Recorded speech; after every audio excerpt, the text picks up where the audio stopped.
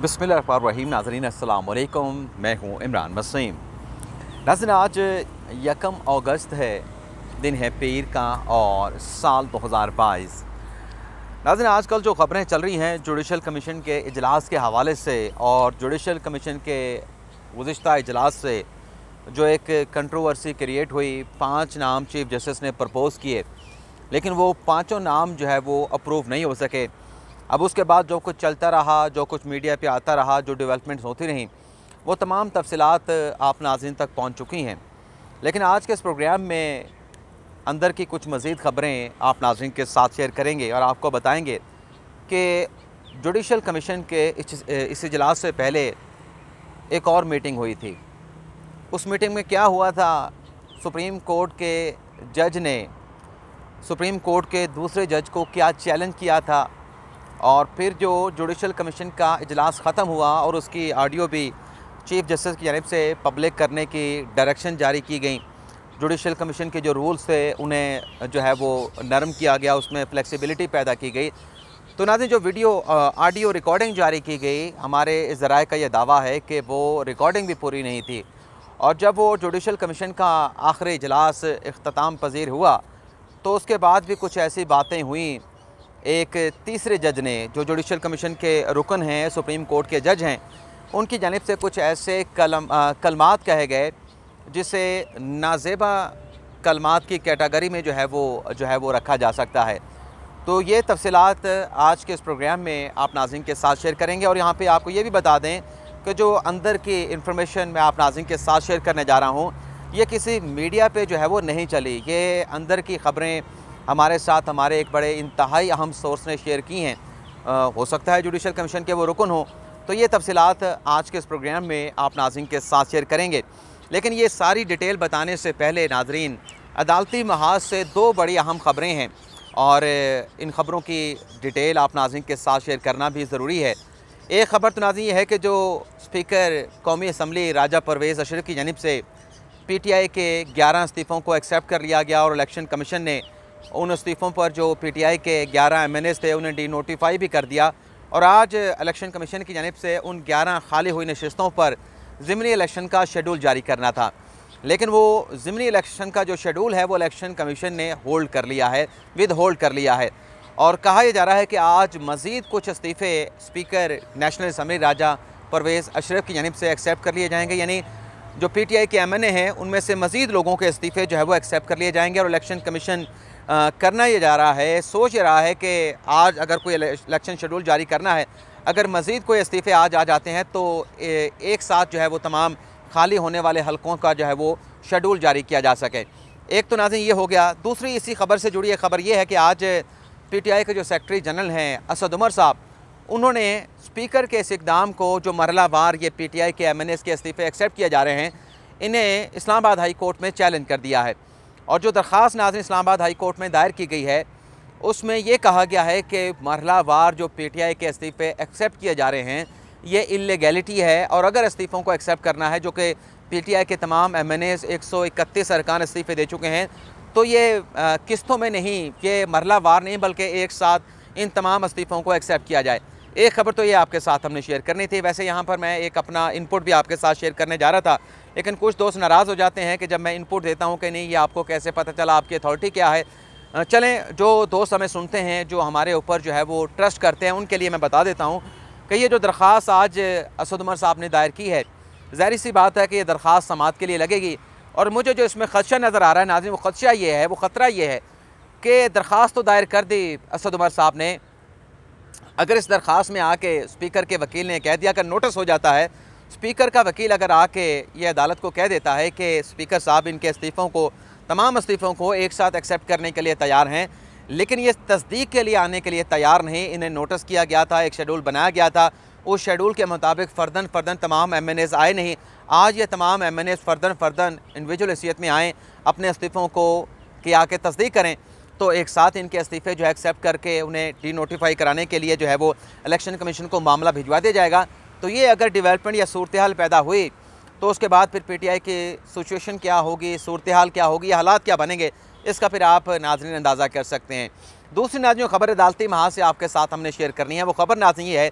कि public account committee जहाँ पर तैयबा गुल का जो एक डिस्प्यूट है उस पर कार्रवाई चल रही है, उसमें नाज़रीन जो साबिक़ चेयरमैन नैब हैं जैसे रिटायर्ड जावेद इकबाल, उन्हें समन किया गया है और 11 अगस्त को उस मामले के ऊपर PSC में कार्रवाई भी होनी है। और 11 अगस्त के लिए जो साबिक़ DG नैब हैं, नैब के अभी ऑफिसर तो वो हैं, उनके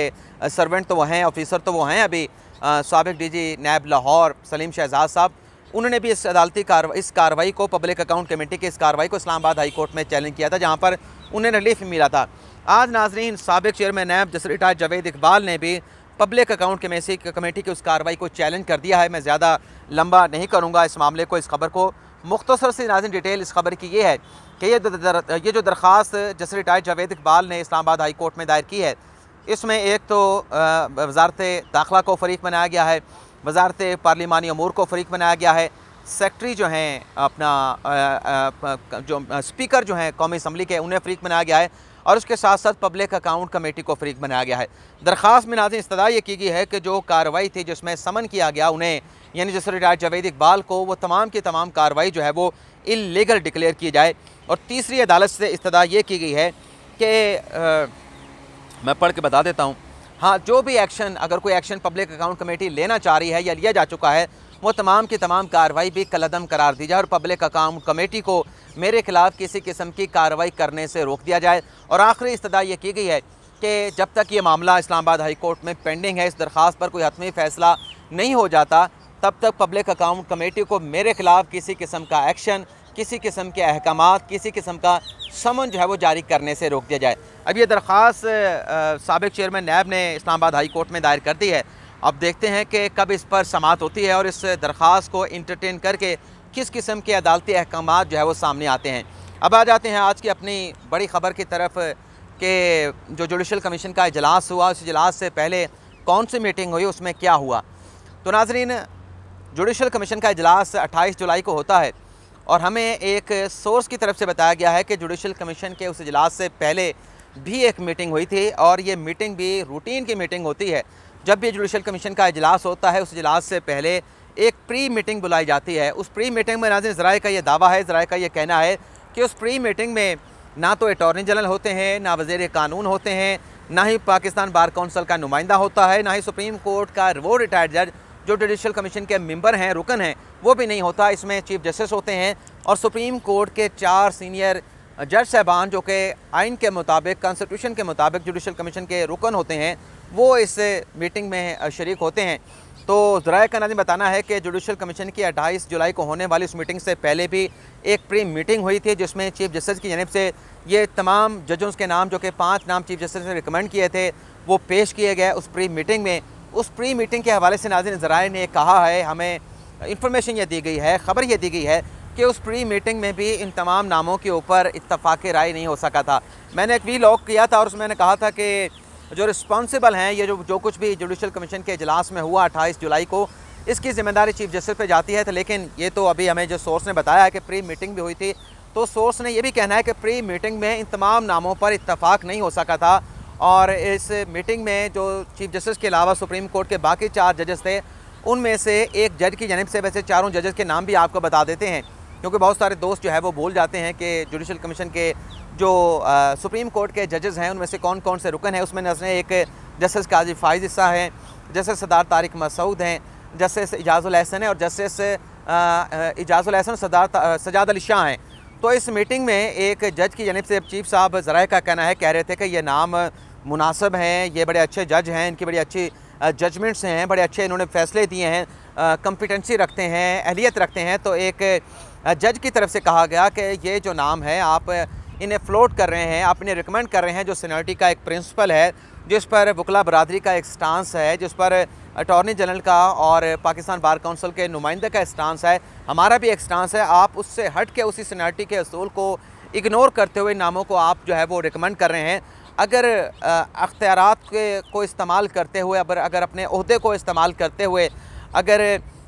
धौंस और धांधली का भी हमें ज़राए की जानिब से कहा गया कि अगर धौंस या ताकत से इन नामों को आपने अप्रूव कराना है तो फिर अप्रूव करा के दिखा दें। ये नाम जो है जब तक कोई क्राइटेरिया, कोई मैकेनिज़्म नहीं बन जाता, ये नाम जो है जुडिशल कमीशन से अप्रूव नहीं हो सकेंगे। ये बड़ी अहम मालूमात है जो आप नाज़रीन के साथ हम शेयर कर रहे हैं। दूसरी नाज़रीन जो ख़बर हमें पता चली है,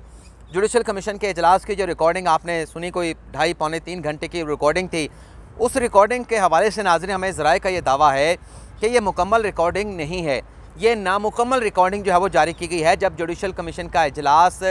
ख़त्म हुआ और चीफ जस्टिस, आपने सुना होगा इस रिकॉर्डिंग में कि वो कहते हुए इजलास को मुलतवी करके वहाँ से उठ के चले गए, तो ज़राए का ये कहना है कि जब इजलास ख़त्म हुआ तो और चीफ साहब उठ के जा रहे थे, तो जो जस्टिस सजाद अली शाह थे वो अपनी सीट पे उठ के खड़े हो गए और वो उस सारी सूरत हाल को देख रहे थे। और जब जस्टिस सजाद अली शाह अपनी सीट पे खड़े हो गए और अभी चीफ साहब और जस्टिस इजाज़ुल एहसन और बाकी जो रुकन थे वो अभी कमरे से नहीं निकले थे, तो जो रिटायर्ड जज हैं सुप्रीम कोर्ट के सरमर जलाल उस्मानी, उनकी जानिब से इशारा किया गया जस्टिस सजाद अली शाह को, और जस्टिस सजाद अली शाह अपनी नशिस्त पर बैठ के, क्योंकि वह खड़े होकर जो वीडियो लिंक के ज़रिए लोग मौजूद थे, जो अरकान मौजूद थे, उन्हें देख रहे थे और हैरान भी थे कि ये अचानक से जुडिशल कमीशन के इजलास में क्या हुआ है।